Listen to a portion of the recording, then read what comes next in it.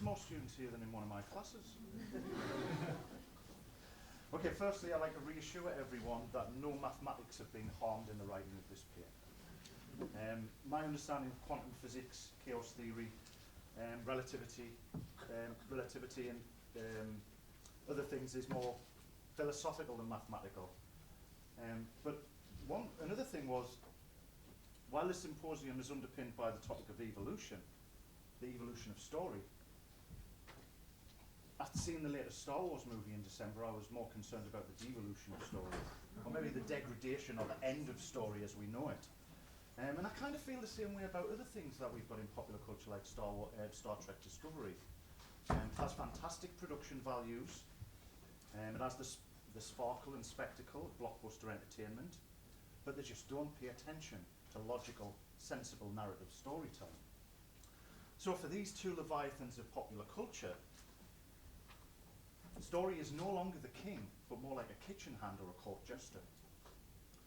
But on the other hand, many scholars have argued that story has grown exponentially in complexity in recent years, in temporal mischief, in stories that make excessive cognitive demands on viewers and readers, on all of us. So we have Jason Mattel's complex storytelling and Paul Booth's idea of temporally fractured narratives. Helen Powell talks about story being replaced by stories, the plurality of stories, puzzles and fractured timelines, where we kind of have to do a lot of work to understand what's going on. And Melissa Ames is focused on time retardation and compression and chronological disruption, again all about time being a bit weird and a bit non-linear and a bit chaotic. And Warren Buckley talks about puzzle films, again, we have to do the work, we have to solve the puzzle. And David Herman talked about time loop quests in 2010. But I think rather than quote from academics, we can quote from the great British Time Lord, Doctor who said that people assume that time is a strict progression of cause to effect. But actually, from a non-linear, non-subjective viewpoint, it's more like a big ball of wibbly-wobbly, timey-wimey stuff. And that's what we're talking about with these things that play with time, is timey-wimey, wibbly-wobbly stuff. But I wonder if these things are new at all.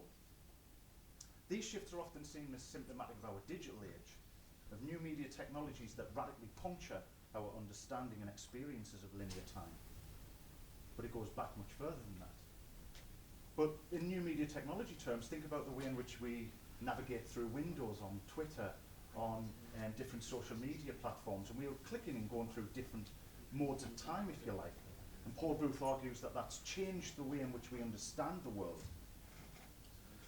But even earlier than that, Jim Collins argued in the early 90s that the surge in information technologies then, so things like satellite TV, home computers, the internet eventually, had produced an ever-increasing surplus of texts where we had access to more things, more media than ever before. Whereas when I was young, we used to go to the video store and it was possible to watch everything in the store, or just get out Rocky 3 again for the 55th time. That changed with the coming of Blockbuster, and then, I mean, nowadays there's so much media. I'm sure I'm the same as many people, where I have a to-watch pile that just gets bigger and bigger and bigger, and a to-read pile, and it's sometimes more stressful than what it used to be like. Jim Collins argues that we have all these texts now, which has given birth to the sophisticated media literate consumer. So we're all experts now in narrative, apparently. So we all have what Umberto Eco calls substantial intertextual dictionaries all in our head. We've seen so many things, we've watched so much stuff, that we're all kind of amateur narratologists ourselves. We all have these vast cognitive libraries living in our heads. And for Collins, he called this a new hyper-consciousness. So it seems that story has evolved in some way, or maybe audiences have evolved rather than story. But how true is this? So in seminars a few weeks ago with undergraduates, many students complained that they couldn't understand The Matrix. They also said that they couldn't understand Tarantino's Pulp Fiction because it was too much work. So I think when we have these bold claims about hyper-consciousness and everyone is an expert, is not quite true. And I'm not trying to dismiss my undergraduate students. Many of them are creative and brilliant. But it's these bold claims about everyone is something that has always troubled me. So in 2017, I published a chapter in a book called Make Ours Marvel, which was about the Marvel transmedia universe, from comics to film, television, etc. And I kind of played a game where I used quantum physics to construct a framework in order to understand the Marvel multiverse as a transmedia entity. The chapter was called Schrodinger's Cape, the quantum seriality of the Marvel multiverse. So it was a game comprising parallel worlds, alternate realities, different iterations of characters, cats, alive or dead, or alive and dead simultaneously. And I also wrote a chapter on the Stephen King multiverse for a book that Matt Freeman and I, who's here as well, did a book called Global Convergence Cultures about transmedia across the world rather than just in Anglo-American contexts. So I've been considering the intersection between quantum physics and narrative for quite some time, but it comes and goes, winking out of my inner space with every lecture, seminar, student and research project. But recently it's been reawakened once again in my thinking, in part thanks to Roy for speaking to me about and inviting me to the conference, and an author called John Higgs. He's a popular author who wrote a book called Stranger Than We Can Imagine, Making Sense of the 20th Century, and another book called The KLF, Chaos Magic and the Band Who Burned £1 Million. So reading both of Higgs's books in a 2-day gulp was like ingesting the literary equivalent of psychedelics.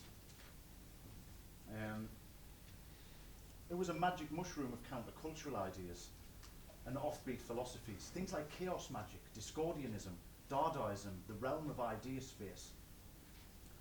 I think we'll begin with Higgs and see where that takes us.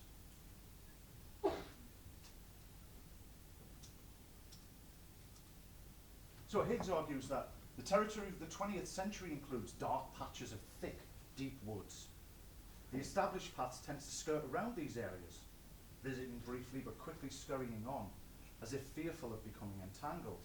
These are areas such as relativity, cubism, the Somme, quantum mechanics, the id, existentialism, Stalin, psychedelics, chaos mathematics and climate change. Excuse me.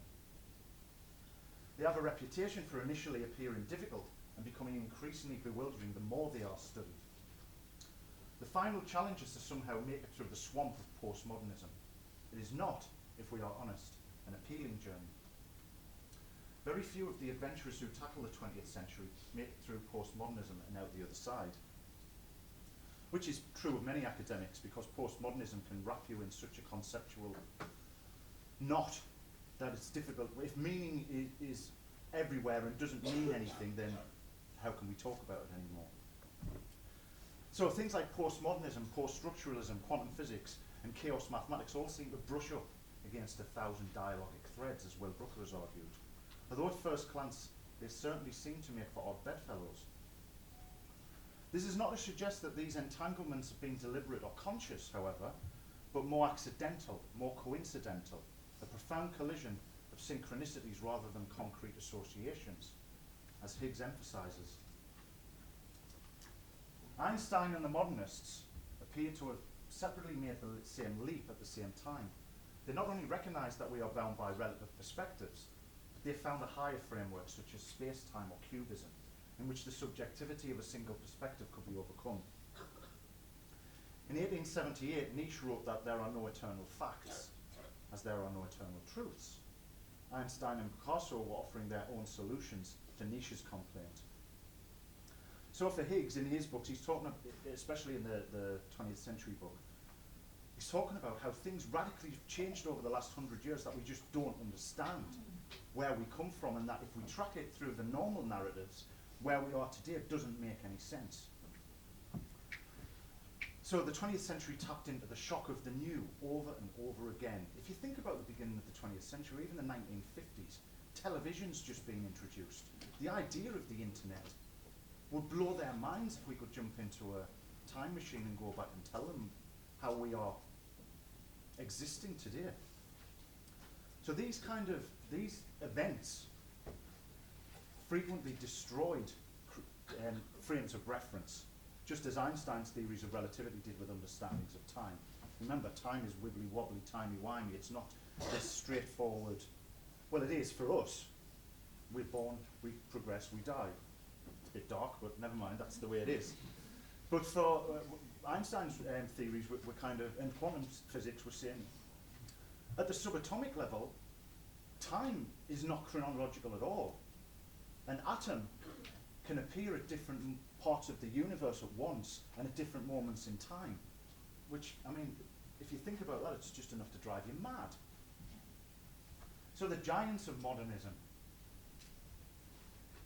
such as James Joyce, Ezra Pound and T.S. Eliot, and just very few examples, each produced remarkable works of literary experimentation. And so Joyce's Ulysses, Pound's The Cantos, and Eliot's The Wasteland rejected the singular narrative framework of classic fiction. We might be used to this flipping forward through time and all of that these days, but in the 20th century, at the beginning of the 20th century, these were relatively new ideas and radical. So in The Wasteland, Eliot moved away from the expected touchstones of a consistent narrative. He could jump through a succession of different scenes, taken from a range of different cultures and time periods, and focus on moments which thematically echoed each other. Readers were thus expected to enter a state of intense concentration in order to grasp the story. That is, if story was present at all. And I'm thinking about the many attempts I've had at reading Joyce's Finnegan's Wake or Pynchon's Gravity's Rainbow. I've tried many times because I think I should have read these books as an academic. But story, to me, is what's most important of all. Story should be king. But if we fast forward in time, we come to Hugh Everett III's Many Worlds interpretation of quantum physics, a model that proposed that there is no such thing as a singular universe, but a plurality of universes, of alternate worlds that are created continuously by the different choices and the different paths that we take. For those of us who fondly remember the 80s, and I recognise that that might be only a tiny portion of this audience, maybe you've all heard the song by George Michael called A Different Corner. When he sings, turn a different corner and we never would have met. What Everett proposed was, George would have met his romantic counterpart even if he had turned a different corner. The universe would bifurcate into two paths. You might have seen this in a film with Gwyneth Paltrow called Sliding Doors. So in these two paths, George bumps into his future paramour and another where he turned a different corner and they never met. But they both exist in the multiverse. Somewhere across the multiverse, George Michael still lives on, still makes music, still meets new people.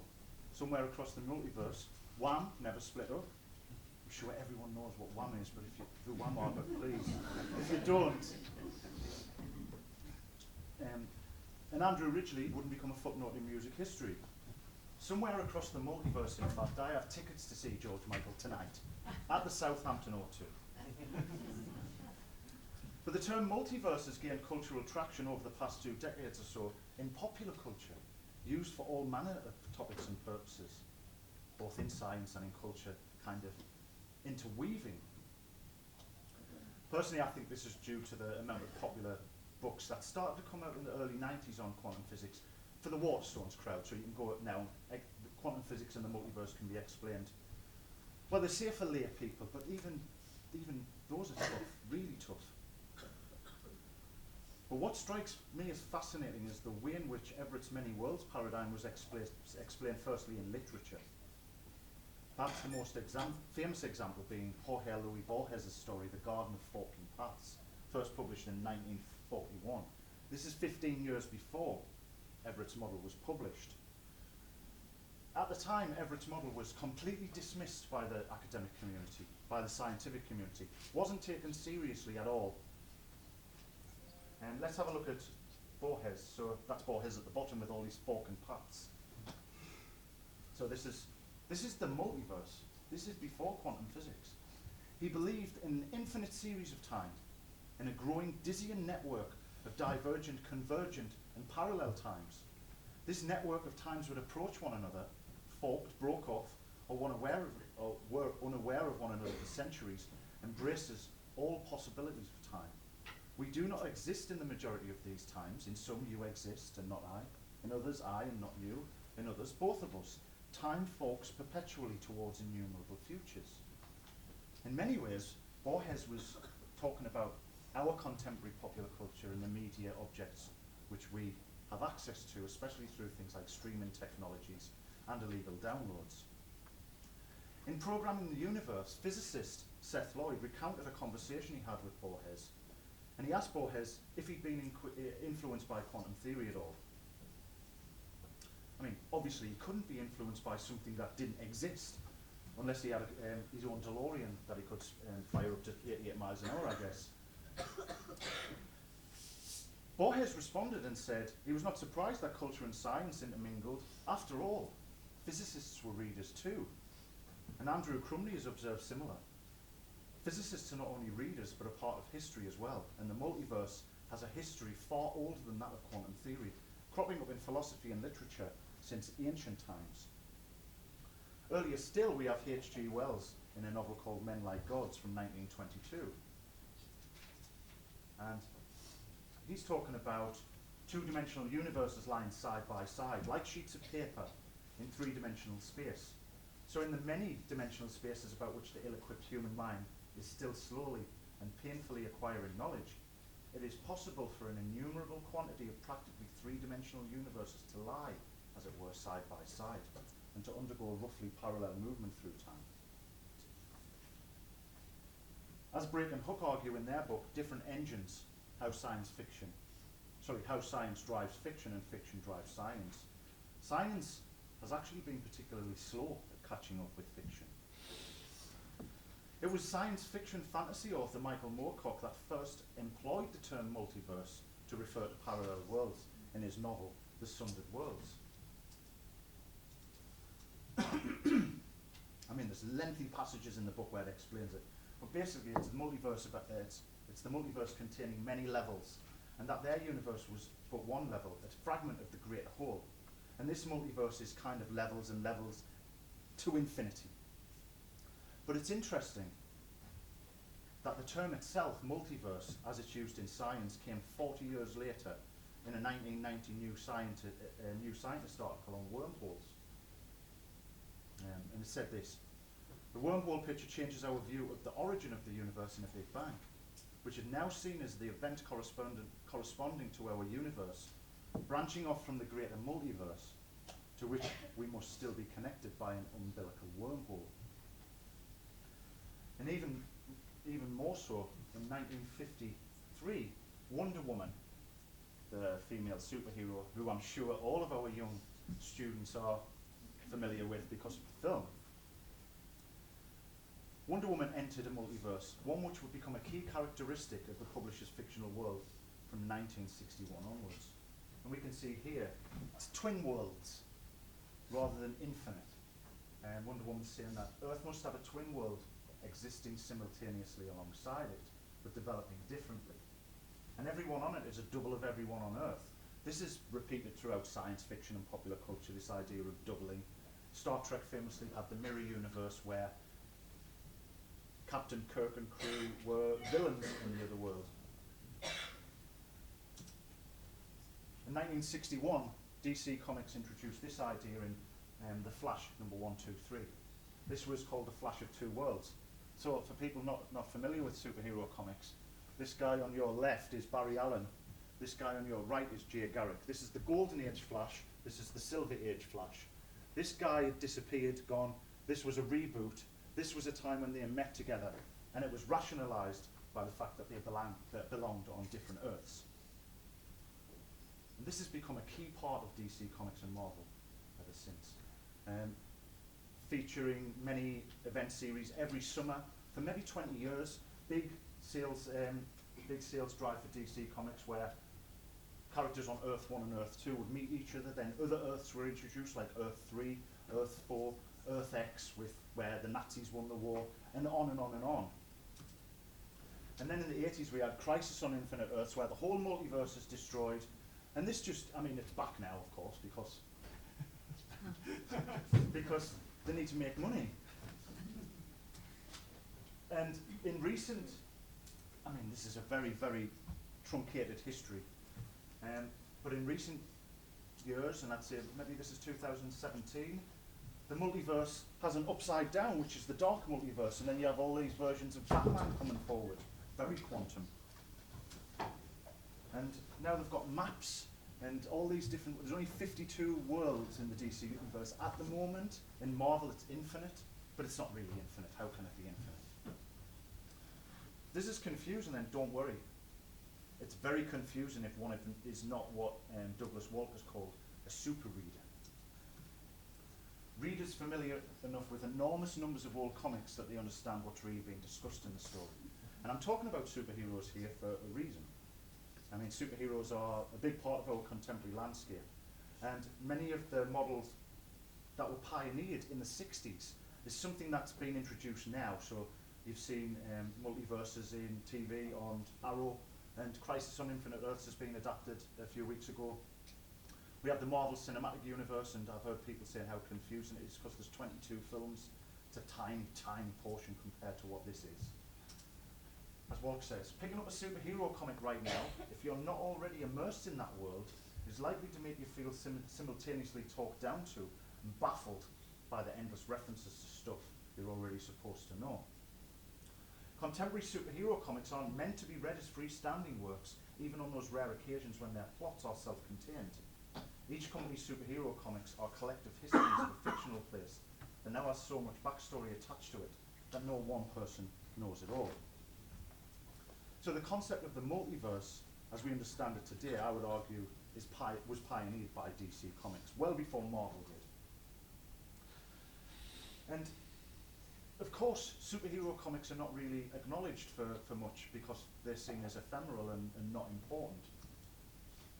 I'm not aware of any mode of storytelling, and I might be wrong, someone could tell me, popular or otherwise, that has so many alternative versions of keystone characters coexisting within a narrative multiverse.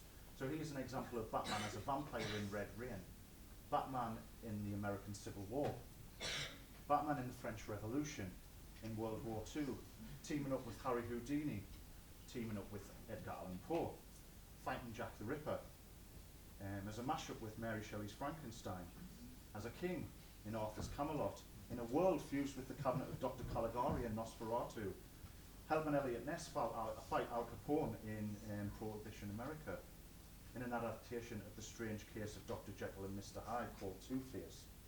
This is a tiny, tiny portion of the multiverse of superhero comics. The list is quite frankly endless.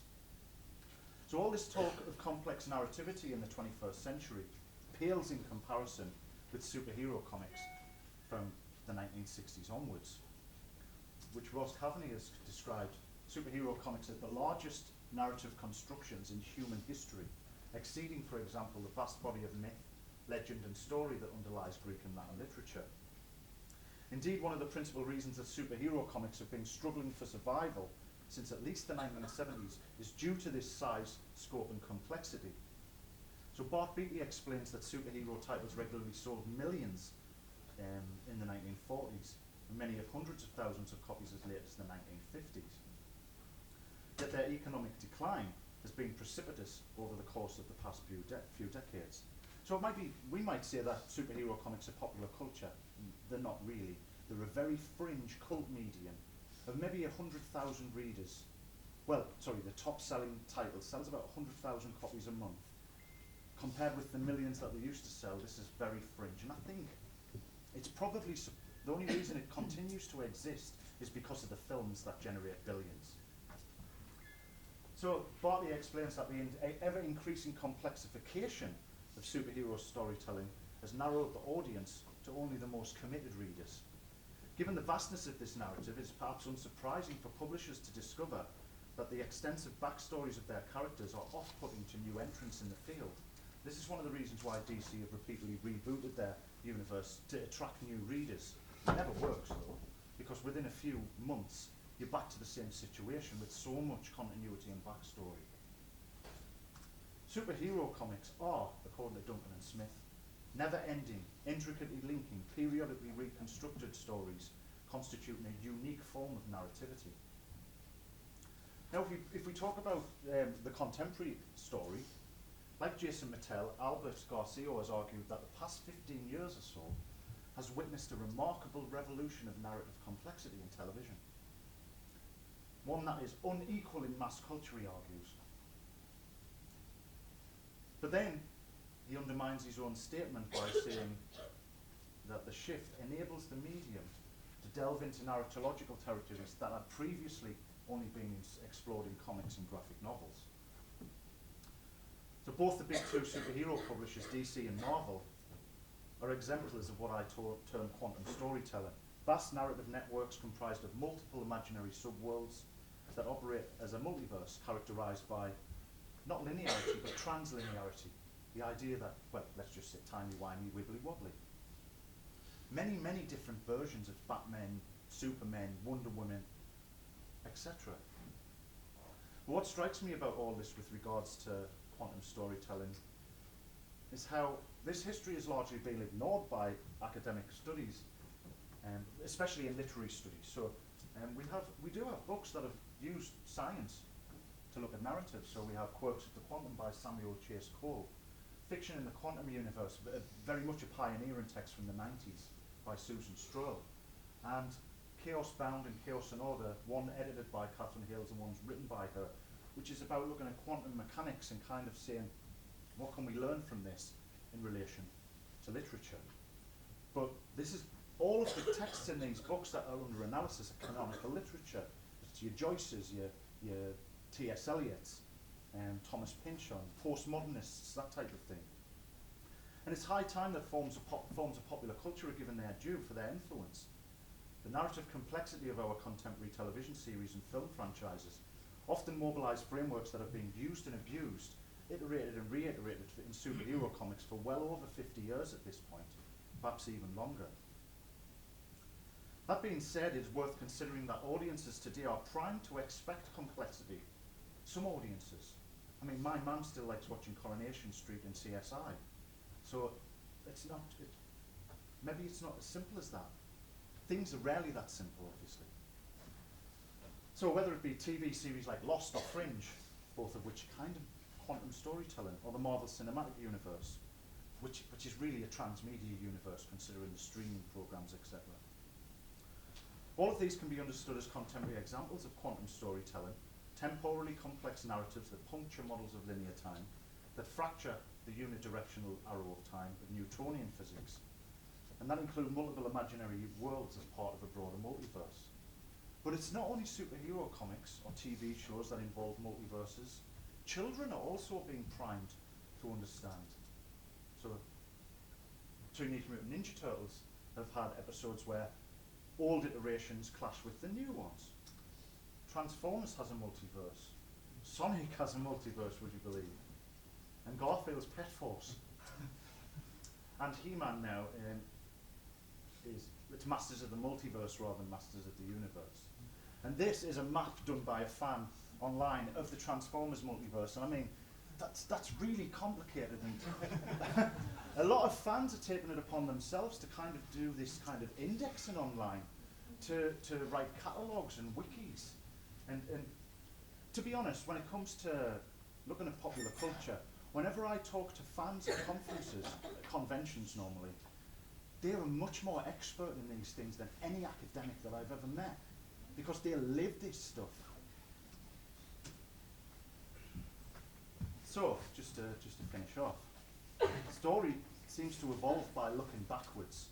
I mean, I'm sure everyone's heard this term transmedia storytelling, and there's been a lot of academics saying, hey, this is a new thing. It's a new buzzword, then a new thing.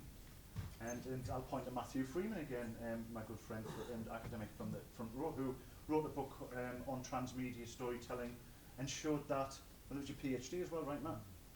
Which showed that, hey, if we look at the beginning of the 20th century, here's transmedia storytelling. Might not have been called that, but it existed. So I'm always suspicious of ideas of new types of story, unless, of course, the avant-garde stories that are not stories. So Abbott argues that Temporally messy narratives are simply a new twist on an old narrative condition, and non-linearity has been common in narrative discourse from the earliest instances of storytelling.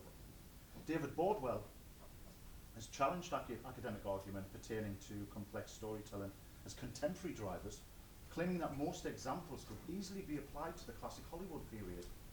So things like Citizen Kane and How Green Was My Valley, these was flashback movies. The Locket had flashbacks within flashbacks, and The Killers and All About Eve had multi-narrational modes within the films. Bordwell argues that,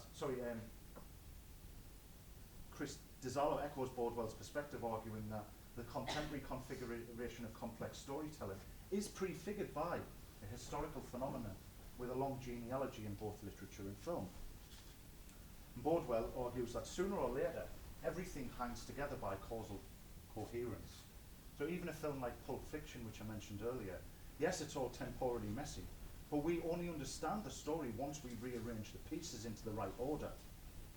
Story is by its definition linear. It's not to say that it's always presented in linear ways. So in quantum physics, the relationship between the observer and the observed is foundational. So what they found out was light behaves as a wave until we observe it, and then it behaves as a particle. That's just mental, isn't it? It's kind of like that old adage that I'm sure everyone's heard.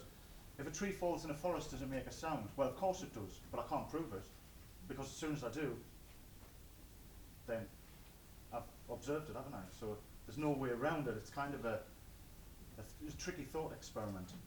And in Schrodinger's cat postulates that a cat in a box, curtains over the door, with a vial of poison inside that may or may not murder poor kitty, would be both alive and dead until someone takes a look and collapse the wave function, as they call it in quantum physics. Everett's many worlds theory, however, proposed this idea of the quantum superposition. So that means that peeling back the curtain to check on the cat's health would not collapse into an either or dead or alive situation, but that the cat would always be dead and alive in different universes. So by peeling back and observing, we bifurcate those branches. So narratives quite like Schrodinger's cat. We each interpret texts in manifold ways. So if we ask audiences what a text means, we will be confronted by a potential infinitude of interpretations, some of which share patterns, some of which might be radically different, none of which should be deemed as completely right or wrong. The cat is both alive and dead until it is observed by an observer. Text can mean many contradictory things all at the same time. In my research on Star Wars, I found fans arguing that Star Wars is reactionary and racist, and the ones saying it's progressive and almost Marxist. So I'm not trying to argue one's right or the other, but if you can, Game of Thrones is another example. I've read many articles about people arguing that it's either feminist or anti-feminist. Well, can it be both? Well, I would say yes. Culture is paradoxical. Meaning is transitory. It's always on the move. It's caught between life and death, just like Schrodinger's cat, until they're observed by an observer, or in story terms, interpreted by an interpreter. All story is quantum, and so is all our culture. Thank you.